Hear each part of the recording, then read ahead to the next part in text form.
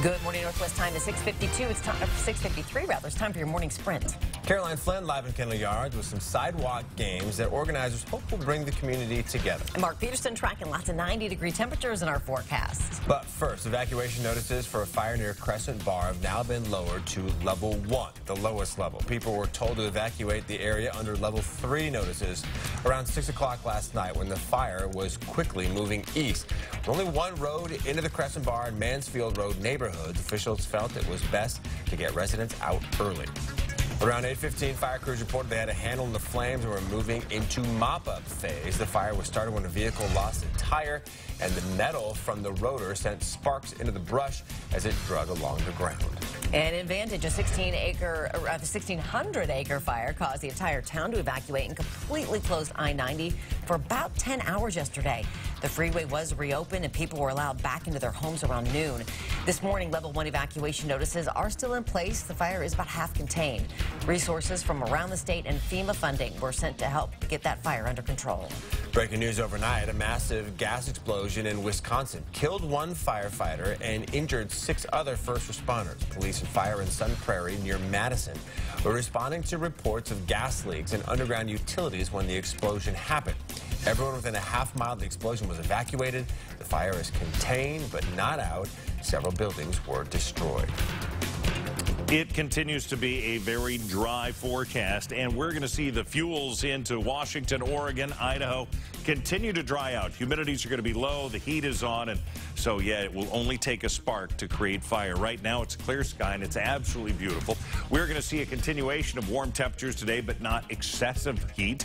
90 into Moses Lake, 88 into Omak. We're into the low to mid-80s for eastern Washington and hovering into the low 80s for North Idaho as well. The Spokane Sheriff's Air 1 helicopter rescued a lost hiker from Mount Spokane yesterday morning.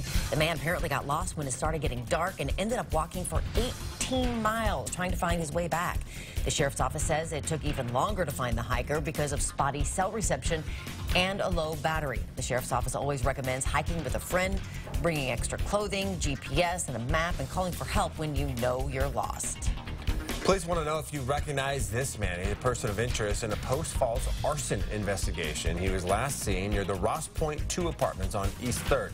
If you recognize him, you're asked to call Detective Mason at the number on your screen, 208-773-3517. We also have information on how to submit a tip on KXLY.com.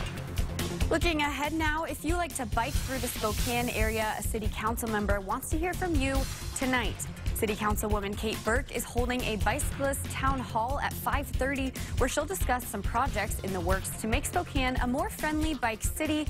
And she wants to hear what you think would help make that happen. It's at the River Point campus in downtown Spokane. That address there at the bottom of your screen, 668 North River Point Boulevard.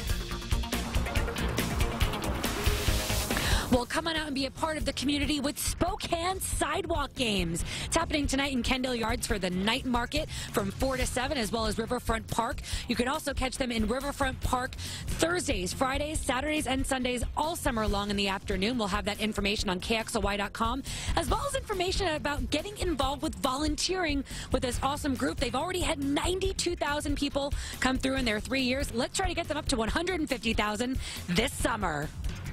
Coming up next on Good Morning America, the heroes who stayed back until all 12 boys and their soccer coach were safely out of that flooded cave in Thailand. A look at the emotional moment the last rescuers emerged. And a young woman bitten and dragged underwater by a shark in the Bahamas while trying to get the perfect photo for Instagram. Sunny and gorgeous right now, and if you're heading out, it's very mild. You can have the window down, enjoy your commute. It's going to be mild 83 today, but then the heat is on, gang. Low to mid-90s for Thursday and Friday. We're going to be in the low 90s Sunday, Monday, Tuesday. Saturday, a bit of a break, 87 degrees. Just a small break. All right, Mark, thank you. Yeah.